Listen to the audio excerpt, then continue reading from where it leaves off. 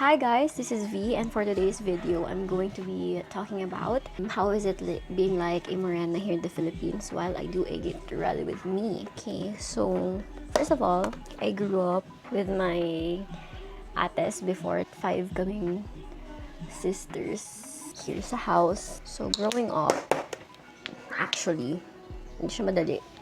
Lalo na, like I am a Morena. Ganon.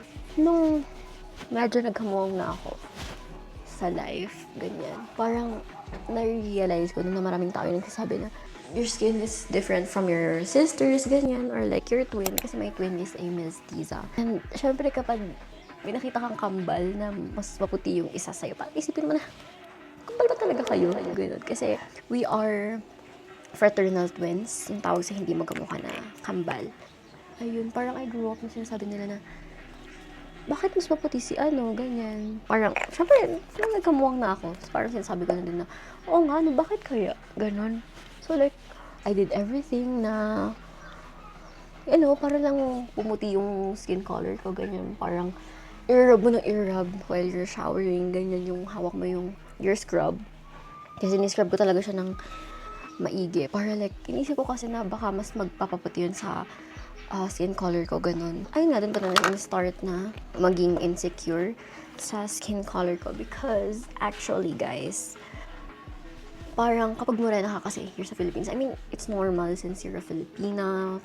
Kapag kapag umuwi kami, like, sa hometown namin, sa La Union, sa mom side ko, parang sinasabi nila na, ang tawag nito na, every time na bumababa ako dun, every holiday, ganyan, or every may occasion, parang sinasabi nila na, uy, mas maputi ka na ngayon, ganyan. Parang ang sad na iniisip ko na ganun na pala ganun yung naging tingin ko, na parang I literally do anything just for my skin color to lighten up, ganun. And it's so sad na iniisip ko na ganun nung bata ako.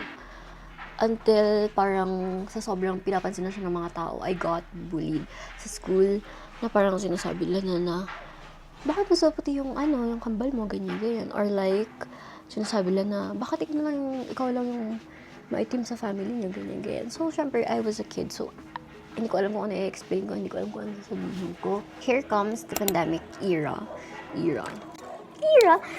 Tapos parang nung pandemic kasi, parang I was a type of kid na very shy talaga.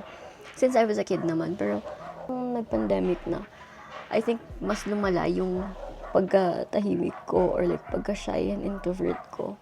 Kasi nung time na yun, doon na talaga ako na-insecure nung pandemic times. Kasi syempre, di ba, like, uso na yung mga TikTok, yung online, ganyan. Parang doon ako nag-start na inisip ko sa sarili ko na hindi ako makatingin sa salamin. So, sobrang insecure ko. Like, sabi ko sa sarili ko na iiwasan ko lahat ng reflection na parang makikita ko yung sarili ko. Kasi ganun ako ka-insecure before. Parang siguro there was 2 weeks na hindi ako tumitingin sa salamin or like, kapag napapatingin ako, parang glance lang ganun. Kasi sabi ko sa sarili ko, hanggat hindi pa ako pumuputi or hanggat hindi pa ako maganda for myself, parang hindi mo na ako titingin sa salamin. Anyways, after that era, parang anong tawag ito? Parang, eto na yung mga new normal era na mga, anong tawag nito? Face-to-face classes, ganyan na by batch pa lang, ganun. Tapos nung time na yun, ang nasa isip ko lang is syempre, like, classmates, ganyan, new faces, and everything. Tapos parang inisip ko lang, okay, normal, ganyan. Di ko siya masyadong inisip, pero there was this guy who complimented my skin color. Tapos parang sinabi niya kasi sa akin na after like everything, parang nung pandemic era daw, parang doon niya daw na-realize na morenas are actually pretty. Parang ang interesting for him ng skin color or like ang interesting sa kanya ng morenas. Though ang mga type niya daw before was like mestizas and everything. Doon nag-start yung parang nagiging kind of confident sa skin color ko. Doon ko na-realize na, ang pala, may nakaka-appreciate din pala kahit sobrang daming bashing yung nangyayari sa mga morenas. Or time na yun, parang sabi ko sa sarili ko, sige, parang I'm gonna stay with this color na parang magiging confident na ako, ganyan. Tapos, doon na nag-start yung parang trend. Hindi ko alam kung trend siya or like nagiging... I'm so sorry for the construction work sa mga neighborhood.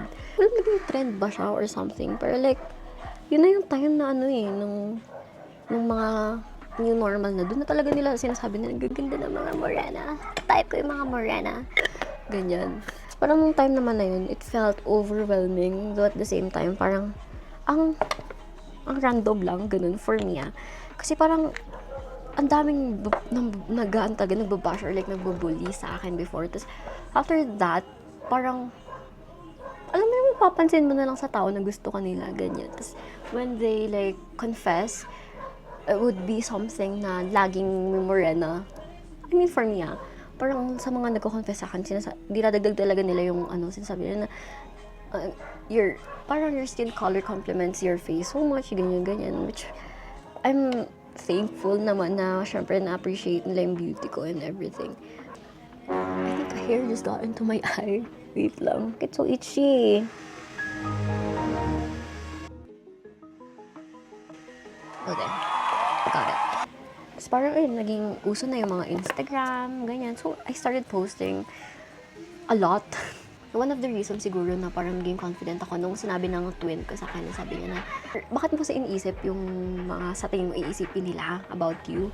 Tapos ako naman, parang sabi ko na, oo nga no, parang gano'n. Tapos sabi niya na, they can only see you once in their life, so why are you insecure about it? Or like, why are you insecure about your skin color or like, the way you look, ganyan.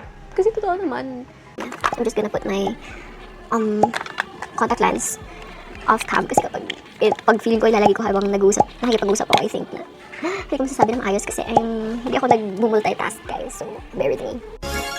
Hi guys, I'm back and nalagay ko success ang ating contact lenses.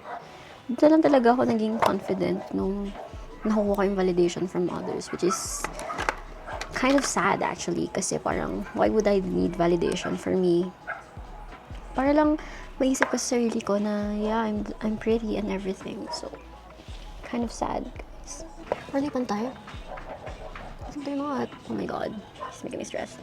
Ito, guys, parang if you have a friend or like a family that is a morena, please be one of the reason na confident sila sa skin color nila. Kasi me personally, parang the reason why I became confident is parang syempre, first of all, sa family, my twin, my mom, kasi my mom is very supportive of me and she loves my skin color so much. Pero yun, guys, I think that was it. Parang, ayun, parang it's hard to live as a morena girl.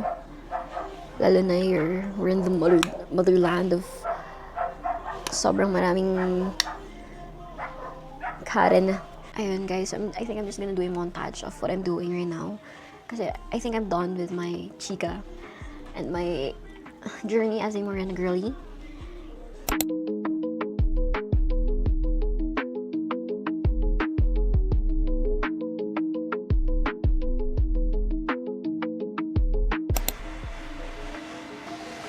Not gonna lie, guys, I think I did a great job.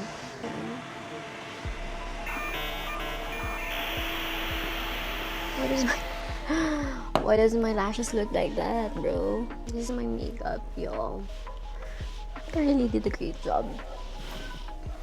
So yan, guys, I think I'm just end the vlog here. And if you think na may mga or may other topics pa na you want me to talk about, please let me know in the comments down below. Ayun, I am so overwhelmed right now that I get to talk about my journey as a morena girl. So, hindi naman siya journey. Parang, syempre, it's still part of my life. Pero, yun. Thank you guys so much for watching this video. And yun, don't forget to like, share, and subscribe. And, yeah. See you again on the next one. And, ayun. Bye-bye!